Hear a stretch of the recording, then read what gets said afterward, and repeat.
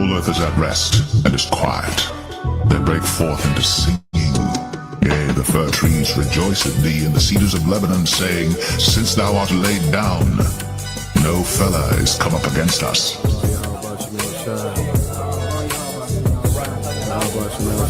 The glory of Lebanon shall come unto thee, the fir tree, the pine tree, and the box together, to beautify the place of my sanctuary. And I will make the place of my feet glorious. Because the Lord is going to restore everything. You're going to have a total different vibration on the earth, a total different smell. You're not going to be walking down the street and smell shit and piss, you know, and no foul odors or nothing like that, because the lungs of the earth are going to be given back to it, which is all these trees and all of these flowers, and it's going to be a whole total different vibration. You know, you're going to see the aura and how things are going to change and how elevated things are going to be. Our senses are going to be heightened, you know. Everything about us is going to be glorified. For behold, I create new heavens and a new earth, and the former shall not be remembered, nor come into mind. But be glad and rejoice forever in that which I create. For behold, I create Jerusalem a rejoicing, and her people a joy. And I will rejoice in Jerusalem, and joy in my people. And the voice of weeping shall be no more heard in her, nor the voice of crying. There shall be no more thence an infant of days, nor an old man that hath not filled his days. The child shall die 100 years old. But the sinner, 100 years old, shall be accursed. And they shall build houses and inhabit them, and they shall plant vineyards and eat the fruit of them. They shall not build, and another inhabit. They shall not plant, and another eat.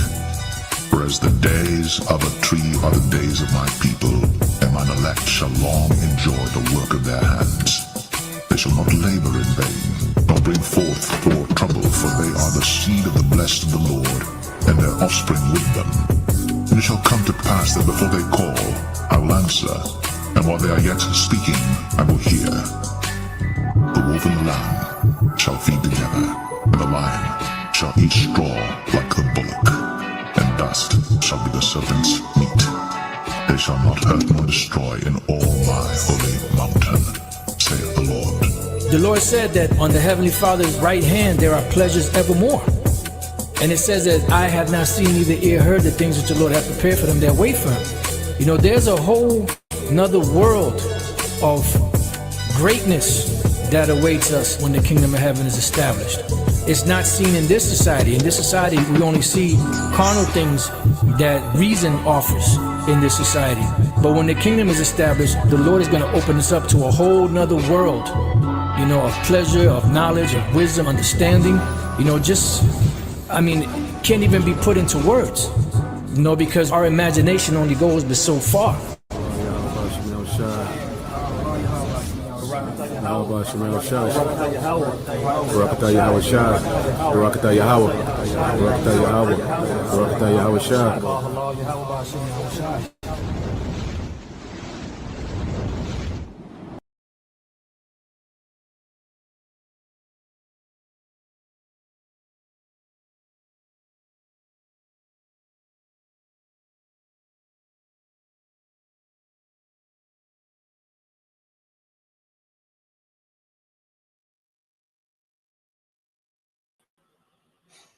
All right, Shalom. First and foremost, I would like to give all praise, honor, and glory unto Yahweh, Bahashem, Yahweh Shai, Bahashem, Rakakwadash, and double honors unto the apostles and the elders GMS who rule well, teach well, being great examples towards younger brothers. And peace and blessings and salutations to the hopeful that out there pushing his word and truth and in sincerity across the four winds in the name of Yahweh Bahashem, Yahweh Shai, pushing to get up out of here. Shalom to the hopeful elect, the believers, and listeners who may have came back to the obedience of the scriptures through faith in Yahweh Bashem Al Shai. All right, and what I want to get into today is the continuation in the book of 1 Timothy chapter 4. All right, where the Apostle Paul, you know, addresses fallouts, you know, strange doctrines. All right, and we're gonna go into a little history, you know, going into why, you know, Paul, you know, addressed, you know, some of the things, you know, that he addressed in the letter. All right, in which, you know, it's the same thing some of the same things we see today, you know. So the issues, you know, with the church, okay, of Yahushua, all right, amongst Israelite foreigners in these Greek city-states, well, are some of the same issues, okay, that we go through today, you know, as, you know, we're liking, all right, into the Hellenized, okay, Israelites that came back, you know, through faith in Yahushua, you know. So these epistles, you know, written to the churches, you know, they are very vital, you know, for us in our walk, all right, today. Now, when you go to the book of First Timothy, all right, the first thing that he addresses, you know, is apostasy. Okay, let's get this word real quick. Um, Now you hear this word, you know, often. All right, but when you let me see. I'm just going to it, then we're going to the chapter.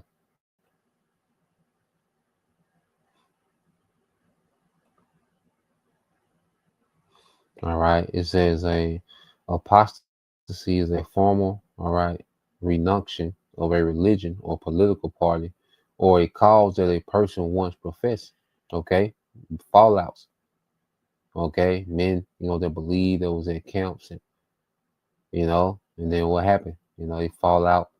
A lot of them, you know, make videos of why they left, and you know, that's apostasy. You know, and we see this a lot. You know, men, you know, and women. You know, why I left the Hebrew Israelites. Okay, this or that.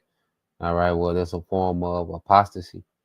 Okay, leaving from something that you know you once openly professed and believed, and now you're openly denouncing it. All right, yeah, denouncing it.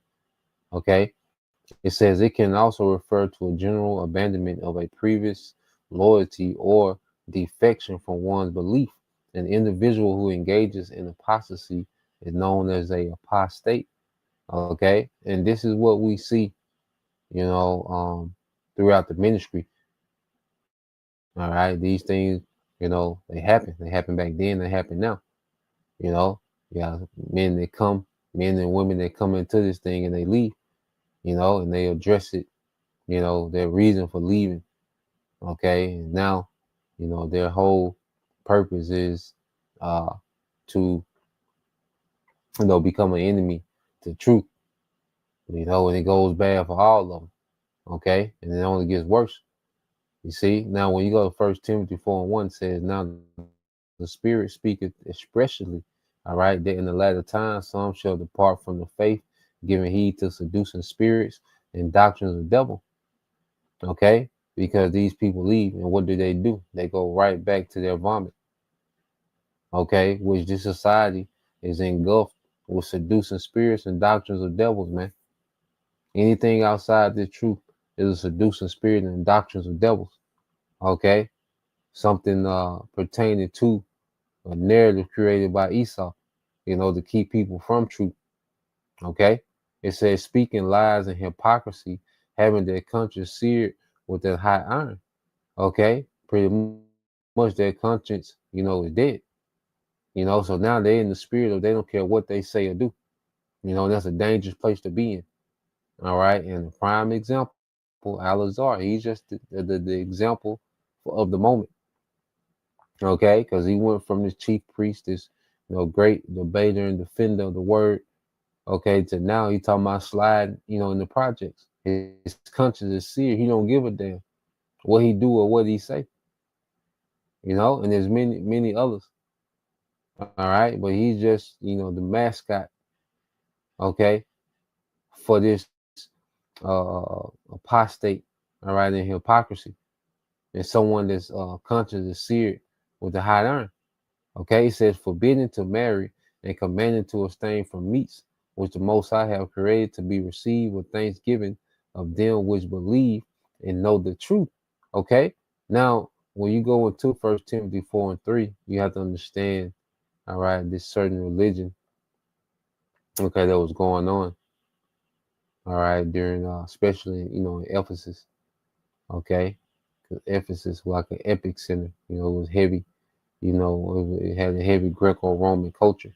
Now, let's go here to the chat. Okay.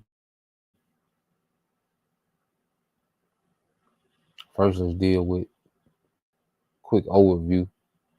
All right. So this is an overview of First Timothy chapter 4. It says First Timothy is a chapter in Paul's letter to Timothy, focused on warning against false teaching and instructions for godly living, especially for church leaders. Here's a breakdown of the chapter. First Timothy 4, verses 1 through 5, warning against false teacher. Paul, all right, begins with prophetic warning. All right, in the latter times, some will abandon the faith, deceitful spirits and doctrines, okay, of demons. These false teachers are described as hypocritical liars with serious conscience. They forbid, all right, marriage and require abstinence from certain food practices likely tied to, all right, asceticism, asceticism, all right, and possibly early Gnostic ideas. Okay, now when you go further into Gnosticism, all right. All right. Said Gnosticism was a complex and diverse set of beliefs. All right. But during the time of the New Testament, first and second centuries AD, several core ideas began to emerge. All right. That later became fully developed in what we call the Gnostic systems. Although full-fledged Gnosticism, all right, um, matured a bit after, all right, the apostolic era. Okay, so after the apostles, all right, so it was fairly new, and you can see why, certain believers, were leaving the faith and going to these different beliefs that was emerging. Ephesus was a major, epic center of debate, philosophy, all right, religion, different religions, okay, different gods, okay. It said many of his tenets were already present in early forms, and New Testament authors, especially Paul and John, were likely responding to these. Okay, so it says the term Gnostics, all right, gnosis, all right, means knowledge. All right, in the Greek, it says not just intellectual knowledge, but secret and spiritual insight, believed to be, all right, the key to salvation. It says here are key beliefs associated with proto Gnosticism of early Gnostic ideas, all right, circulating during New Testament times. All right, dualism. Okay, you had the Gnostic belief the material world was inherently evil, with the spiritual realm was pure and good. The human soul, a divine spark, was seen as trapped in a corrupt physical body. This led to asceticism, all right, denying the body, all right, example, marriage, fasting, avoiding meat or pleasure. Okay, so this is what the Apostle Paul was addressing, all right, in First Timothy 4 and 3. Okay, Gnosticism, okay, which you had asceticism, all right, the denying of body, all right, example, no marriage, fasting, avoiding meat and pleasure. Okay, and then you had another sect, libertinism, okay, reasoning that body action didn't matter, pretty much do as thou wilt. So you had one, all right, that was extremely rigid, that pushed no marriage, no fasting, avoiding the meat and pleasure. Okay, then you had the libertinism that will pretty much do as thou wilt. All right, actions in the human body don't matter. So you had these different doctrines and beliefs that was emerging, okay, and they were drawing some from the faith, some that had converted and began to follow, okay, Yahushua through the teachings, okay, on the gospel, all right. They began to follow, all right, these certain trends that will come about, okay, in these different Greek city states, man. You see, so when you read First Timothy 4 and 3, it says forbidden to marry. He's directly addressing, all right, the Gnosticism, okay, that was going on back then. Okay, and commanded to abstain from meats which the Most High have created to be received, and with thanksgiving of them which believe all right, and know the truth, and the Christian will take that and say, well, they can eat anything, and that's not what that's going into. Okay, and speaking of meats that are lawful to eat, because Gnosticism was pushing the rejecting all meat together. Okay, marriage, you see, pretty much like a monk. You see, so they was pushing that, all right, which was off. Okay, and it says, which the Most High have created, right, the lawful meats He created to eat, to be received with thanksgiving of them which believe and know the truth. For every creature of the Most High is good, nothing to be refused, which is talking about lawful foods. Okay, but for Christians, this is a stumbling block for them to eat, all right, whatever they want. But that's not what it's going into, speaking about lawful foods. Okay, if it be received with thanksgiving, for it is sanctified by the word of the Most High. Okay, in prayer, you pray over the food. All right, another thing they were dealing with were foods that was offered, unto idols. Was the Apostle Paul addressed, okay, in the book of Corinthians. Because dealing with these different meat markets. Okay, they will make those offerings. Okay, in the temple of idols, and they will sell the leftover meat in the markets. Okay, and some believers, being privy, to those sacrifices and rituals in the temple, it was on their conscience when it came to eating those meat. And Apostle Paul had to write the letter in the book of Corinthians, the 8th chapter, to let them know, if you feel, guilty, don't eat it. Okay, but if you don't feel no guilt, you're not doing nothing wrong with eating that meat. You pray over it, and eat the meat. Just like today, some brothers, they go kick it with their family on Thanksgiving. Okay, on Christmas, go get a plate and kick it. You see, some brothers, they stay away from it. Okay, we understand that these times is these holidays are pagan. Okay, well, some brothers conscious and unbothered because they not going there to celebrate Christmas. They're not going there to celebrate Thanksgiving and the traditions attached to it. He's just going to get something to eat, see his people. Okay, you're gonna pray over it in the name and you be cool. Some brothers they don't deal with it. It's on their conscience. Okay, and so either way, you're not off. All right, but if you are, condemned in the country, then just fall back.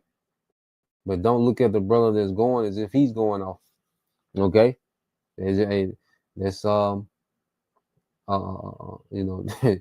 different strokes for different folks, man. Okay, but at the end of the day, as long as you're not participating and into the actual holiday or eating unlawful foods. Okay. And it says a good minister's discipline. It says, if thou put brethren in remembrance of these things, thou shalt be a good minister of Yahweh Shah Mashiach, nourished up in the words of faith and good doctrine, whereunto, all right, thou hast obtained. But refuse profane and old wives' tales, all right, old wives' fables, and exercise thyself rather unto godliness, man, because Ephesus was a heavy, epic sin of debate and mysticism. Okay, so Apostle Paul was like, look, avoid that. Anything that's profane, that's outside of the ministry. Okay, that's outside of the true doctrine. Okay, refuse it. Okay, and put emphasis on godliness, man. Okay, the believers being built up by this word, being instructed in righteousness according to this word. Okay, it says, for bodily exercise profiteth little, but godliness is profitable unto all things, having promise of the life that is now, and that now it said, and of that which is to come. Okay, so bodily exercise, it does have a profit. Okay, but it profits little compared to the profit of being in good standings with Yahweh Bashem Al Shah, practicing righteousness, because, just as you have to, if you want a certain physique, you have to really get into it. Okay. Well, Apostle Paul said it's cool, all right, but it's more profitable to have, all right, a spiritual physique. You see, to rehearse spiritual conduct and behavior, okay, and be built up in it. You see, it's cool to exercise, but don't be unbalanced, because remember, this is Ephesus is a Greco-Roman culture, all right, and then they was big, in the sports, in the gymnos, all right. Let's see if we can look it up. Ephesus.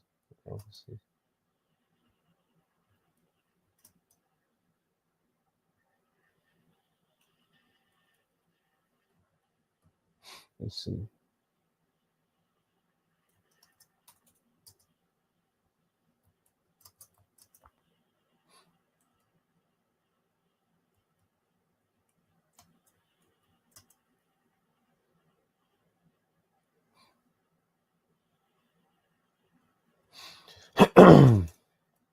So let's see. Mm-mm.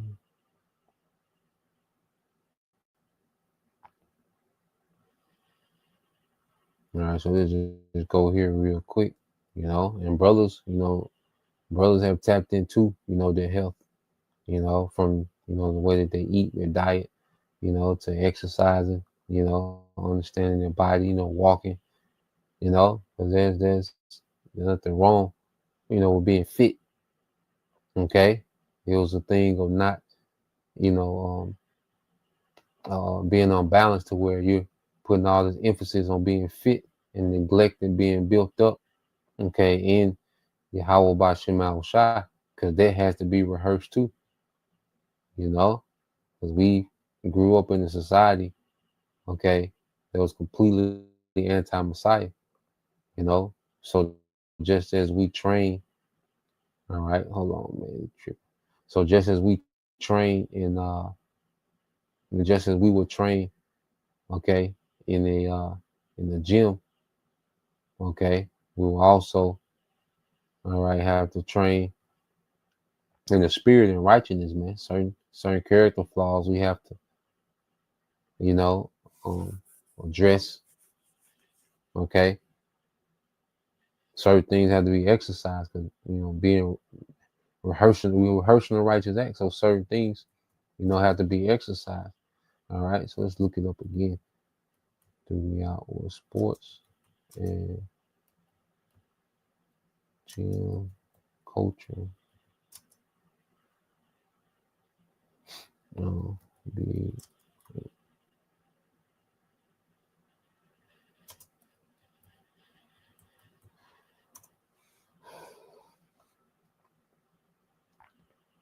all right, so you go here just to get a little backdrop on it.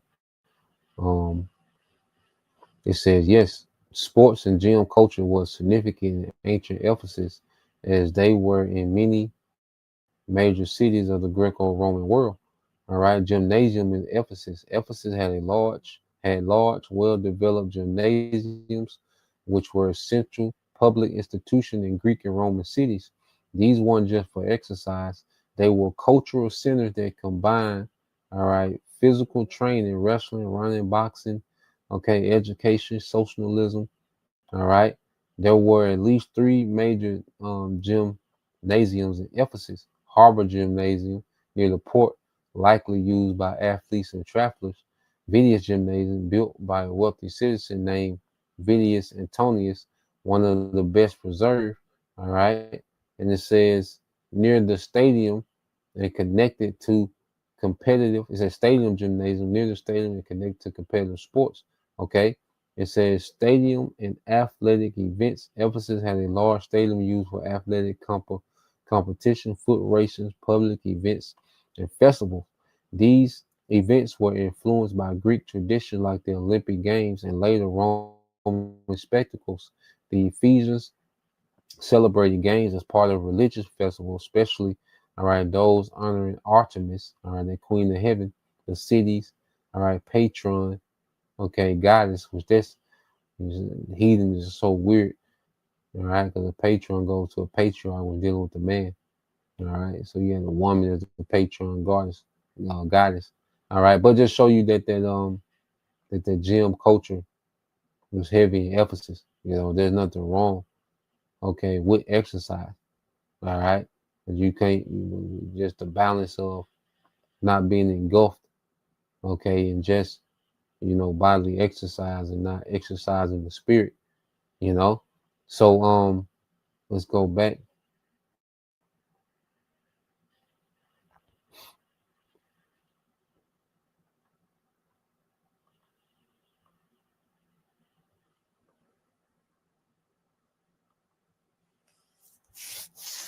All right, First Timothy 4:8.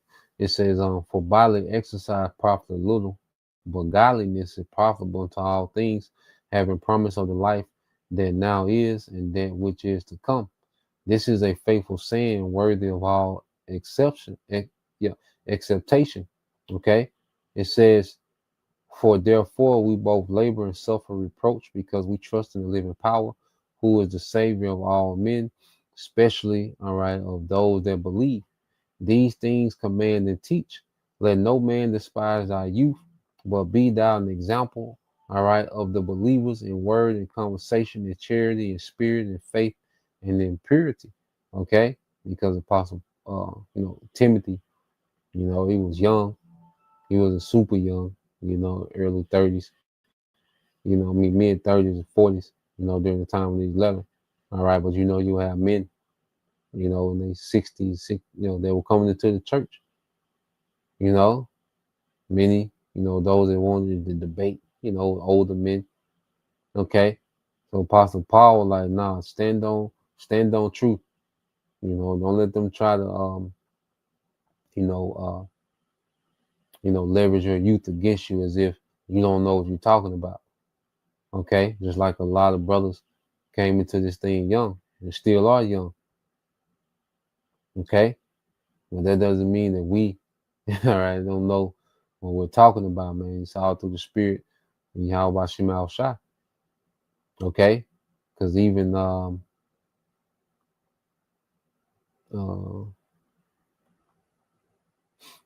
I think that's in the book. See if I can find it real quick. I think that's in the book of is it Wisdom of Solomon or Sirach?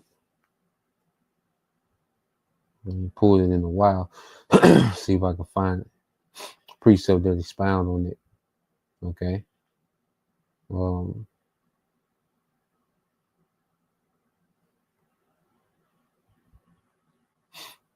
Real quick. Say wisdom.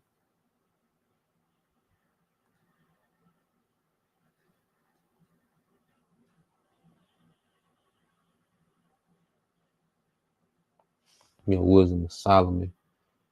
All right. Chapter 4. Let me see. Pull it up. All right. So when you go to Wisdom of Solomon, all right, just put a precept with that. Wisdom of Solomon, chapter 4, and verse 9.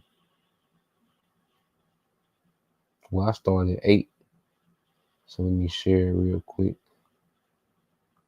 All right. So when you go here to Wisdom of Solomon, chapter 4, and start at verse 8.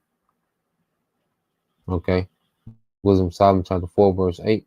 It says, for honorable age is not that which standeth in length of time. Okay. So just because a man has been around a long time, all right, it doesn't mean that his age gives him honor, because you could be an old fool. Okay, it said, nor that is measured by number of years, but wisdom is the gray hair unto a man, and the unspotted life is old age. Okay, so having understanding of the scriptures, okay, and years and experience of righteous living, that's true experience. That's why there's brothers, they might be of younger age in the camp, but they've been in the truth, for a longer time. All right. And they have more experience than someone that's physically older and righteous living and living in his wisdom. Okay. So wisdom is the gray hair unto a man. All right. So you can just, see, getting old, okay, is not the you see objective.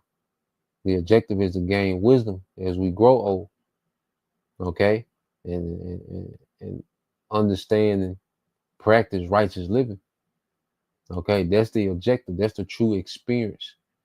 Okay, so going back here is why Apostle Paul, when you go to the book of 1 Timothy 4:12, said, "Let no man despise thy youth, but be thou an example." And that's the thing too. We have to be those examples, man.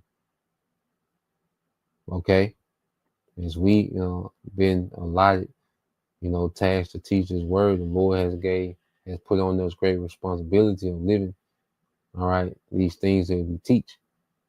Okay, being a living example of these things in word and conversation and charity and spirit and faith and purity, till I come, give attendance to reading, to exhortation, to doctrine. Okay, give attendance to reading. That's why there's a heavy spirit and the Lord is dealing with, and we are actively reading, it puts a hedge on us, it puts a certain spirit on us, man, to give attendance to reading. They're tapping into this book. This is our book. Who should know it better than us, man? Okay, and every time you read, you have a chance to get a faith booster, practical wisdom you can use. Okay, more understanding on what we already believe, man. So the reading is extremely beneficial. Okay, it says to exhortation, to doctrine, neglect not the gift that is in thee, all right, which was given thee by prophecy, which the laying on of the hands of the, I said, with the laying on of the hands of the presbytery, okay, which is speaking to the elders, okay, and the apostles and elders didn't have to physically lay hands on everybody. Well, you have these electronic epistles, okay, these certain brothers from different counts, elders, and different counts as they teach, where they can lay hands via the internet, okay. So you have, prophets waking up, okay, other prophets, man. You see, and it awakens a gift that is within us, all right, which is the gift, of prophecy, to teach, whatever gift, the Lord, gives, okay. But it's activated through what? The hearing of His word, through the spirit and power, Yahweh Shema Shah. It says, meditate upon these things, give thyself wholly to them, that thy profiting may appear to all. Man, giving thyself wholly to them, that thy profiting may appear to all. So we should give ourselves wholly unto these things, man. Okay, this is the thing that we're supposed to be obsessed with. Everything else we do, and it's limited. But this is what we lean into. Okay, everything else is just to get by, but this is what we lean into, man. And it profits not only us, but everyone. Okay, that's of the faith. You see, because it's bigger than us. It says, take heed to thyself. All right, constantly self-examination. Constantly coming up with assessments of ourselves. Okay, it said, take heed unto thyself and unto the doctrine.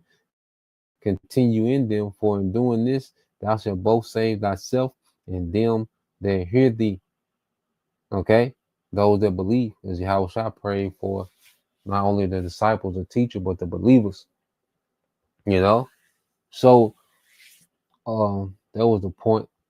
All right, Lord will, you brothers, all right, and you sisters edified once again.